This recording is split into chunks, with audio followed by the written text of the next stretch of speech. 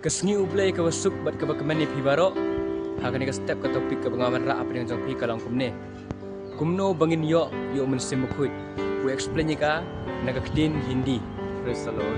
तो अपोस्तल जी आपसे ये सवाल है कि अभिषेक को पाने के लिए क्या करना चाहिए? मैं आपको बताना चाहता हूँ कि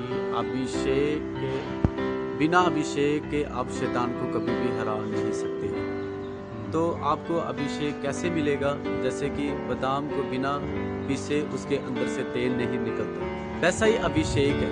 अभिषेक आपको तब मिलेगा जब आप अपनी परीक्षा के समय भी परमेश्वर को खोजोगे और अपनी अंदर की कमियों को निकालोगे, तो तब आपके ऊपर क्या करेगा कि परमेश्वर का अभिषेक आ जाएगा और आपके हर एक बंधन, हर एक रोग, हर एक बीमारी आपके ऊपर से खत्म हो जाएगी और परमेश्वर आपको अगले स्तर पर लेके जाएगा। हालेलुया, आमीन।